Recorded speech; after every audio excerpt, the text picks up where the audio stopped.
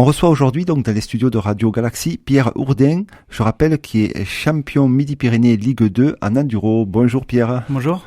Alors, avant de nous parler de ta prochaine saison, est-ce que tu peux nous rappeler ton palmarès qui est quand même assez important? Oui, tout à fait. En fait, j'ai commencé l'enduro en 2005.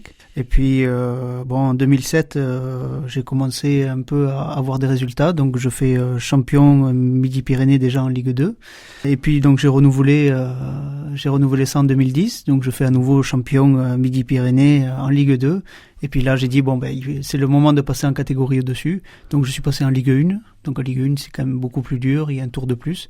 Et pour une première année, je fais 3e. Donc, je suis assez content en 2011, pour une première année en Ligue 1, de faire 3e. D'accord. Et au niveau de ta moto, tu roules avec quoi? Alors, je roule avec une 250 YZ homologuée.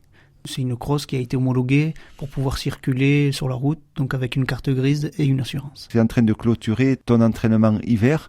Comment il s'est passé cet entraînement hiver? Alors l'entraînement hiver a été assez mouvementé parce que on attaque la saison le mois de décembre avec les fêtes.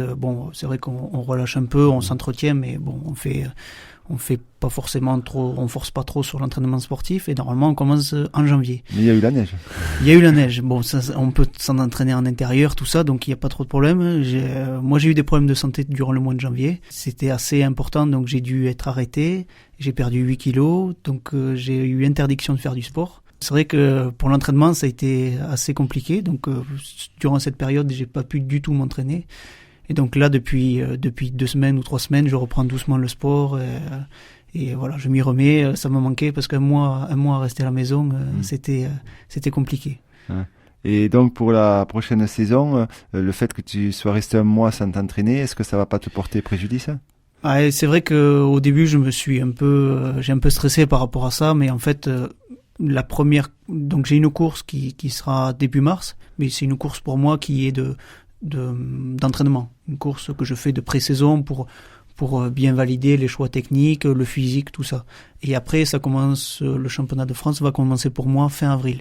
Donc j'ai encore 2 mois supplémentaires. D'accord. Donc finalement, l'un dans l'autre, je serai prêt, j'aurai 3 mois d'entraînement comme j'ai d'habitude. D'accord, cette course donc n'a rien à voir avec voilà, championnat de France. Tout à fait, c'est une course que je fais en plus, qui est dans les Deux-Sèvres. Donc c'est une course que je fais en supplément pour me voir et valider mes choix techniques et physiques pour voir si je suis prêt aussi pour la saison. D'accord. Alors pour gagner ce championnat de France, comment ça se passe? Il y a combien de courses? C'est étalé sur toute la saison, c'est-à-dire jusqu'à quand? Et où sont-elles les courses aussi? Je présume qu'elles ne sont pas que dans notre Volvestre. Oui, mais c'est vrai que les courses du championnat de France, on a la chance pour une fois d'en avoir une dans la région Midi-Pyrénées. C'est vrai que ça arrive pas régulièrement. On a une course qui est à Requista, donc dans le 12, en Aveyron. Ouais. Donc celle-là, elle sera fin avril. C'est la première, c'est l'ouverture. Et après, donc il y a 5 courses. Et pour se terminer aux alentours de octobre. Donc le mois d'août est laissé libre. Donc on a une course en juillet et puis après on recommence en septembre. Comment ça se présente une course? Alors une course de championnat de France, ça se déroule sur 2 jours. Donc il faut venir toujours le vendredi pour les contrôles administratifs et les vérifications techniques du véhicule et des protections. Et après donc on roule sur 2 jours, donc c'est 2 fois 8 heures de course. Donc on part le matin à 9h et on finit le soir à 18h. Et sous forme de chrono, comment ça se passe? Alors ça se passe un peu comme le WRC, c'est-à-dire qu'on part avec 1 heure à respecter pour arriver à un certain point. Donc là il faut être endurant, il faut avoir un certain rythme. Et après il y a des parties comme en WRC de spécial, où là on est chronométré. Et donc c'est l'addition des spéciales qui fait le classement à la fin. Et si on arrive en retard au CH, ça se rajoute sur le temps des spéciales. D'accord. Voilà. Donc c'est vraiment le même type que le WRC pour donner un comparo par rapport au rallye routier, quoi. Ces courses sont faites dans la nature ou c'est sur circuit? Comment ça se passe par rapport Alors à ça? les spéciales sont faites sur des circuits fermés, dans des spéciales en herbe. En fait, c'est souvent dans des champs, plusieurs champs, et il y a ces banderolés. Et après pour les liaisons, ça se fait dans les chemins en fait ouverts à la circulation. Donc on doit respecter aussi le code de la route et faire attention aux autres usagers, parce que souvent ils sont avertis qu'il y a une compétition, mais les chemins ne sont pas fermés parce qu'ils sont libres de circulation. Bien sûr, complètement. Voilà. Donc ça se fait dans la nature avec différents chemins. Des fois on emprunte un petit peu la route, des fois voilà, c'est varié. D'accord. Et l'objectif étant donc d'être premier à ce championnat de France? Le championnat de France, d'être premier dessus, non, j'ai pas encore le niveau, c'est vraiment la catégorie au-dessus. Non, moi ce que j'espère c'est surtout finir, me faire plaisir et surtout acquérir de l'expérience pour mon championnat Midi-Pyrénées. En fait, de mieux en mieux rouler et puis bon, on verra si j'arrive à rentrer dans les 40 premiers ou les 30 premiers, ce sera déjà bien. Oui, parce qu'en parallèle, il y a effectivement le championnat Midi-Pyrénées, c'est ça? Oui, tout à fait. Qui lui se court que sur une journée. D'accord, une journée. Au niveau des week-ends, je présume, c'est pas en même temps que le championnat de France, bien sûr. Donc ça veut dire que ça se rajoute ça aussi en fait en compétition. Tout à fait. Ça se rajoute en plus, donc il va y avoir il y a des semaines où on a un championnat de France un week-end et le week-end d'après on a le championnat à Midi-Pyrénées. Donc il n'y a pas trop de temps pour se reposer, on doit refaire la moto, tout ça. Bon, heureusement ça n'arrive pas souvent, mais bon il faut gérer, il faut essayer d'être prêt pour les 2 week-ends. Oui. C'est pas trop lourd à gérer tout ça parce que comparé par exemple à un professionnel qui fait que le championnat de France, et en fait c'est un avantage par rapport à ça. C'est sûr que déjà un professionnel qui fait le championnat de France, c'est vrai qu'il travaille pas forcément à côté. Voilà, il y a ça aussi. Peut-être il a un petit boulot. Bon, c'est vrai qu'il faut gérer un peu avec les congés, avec tout ça. Bon, c'est vrai que tous les congés de l'année passent là-dedans.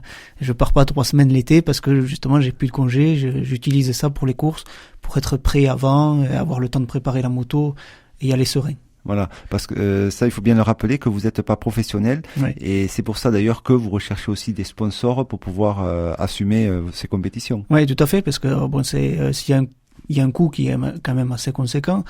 En gros, il faut compter un budget de 4 000 € sans la moto. Donc c'est juste pour les courses, les inscriptions, les faux frais, les hôtels, tout ça. Donc c'est vrai que bon, on essaye de rechercher des partenaires. Parce que bon, tout seul c'est difficile de pouvoir chaque année remettre le budget pour arriver à faire toutes les courses. D'accord. Et en parlant de partenaires, je présume que vous en avez déjà un certain nombre. C'est peut-être l'occasion aussi de les remercier. Oui, tout à fait. En fait, j'en profite d'avoir clôturé un peu cette saison 2011. Et là, je refais le point avec les partenaires pour voir si on a la possibilité de repartir sur une autre saison. Donc c'est vrai que j'ai Super U Martortolozan qui me reçoit pour cette année. J'ai un nouveau partenaire qui s'appelle MX Friend qui fait des habits donc avec lesquels je vais porter pour en faire la communication de ces habits. Bon, j'ai toujours École Moto 47 qui m'aide, qui me fait des cours de pilotage pour sans cesse me faire progresser. Bon, j'ai la mairie de Castelginès, il y a Maxès qui m'aide beaucoup pour les pièces moto. Donc j'essaye d'avoir une moto toujours au top et eux ils sont contents parce qu'ils ont quand même une vitrine d'avoir donc je l'expose assez régulièrement. Ils montrent un peu tous les produits qu'ils font en fait. Donc c'est assez intéressant. L'année dernière j'avais Boutuco au niveau des habits. C'est une entreprise toulousaine qui fait des habits avec le logo Boutuco. Donc ça c'était sympa.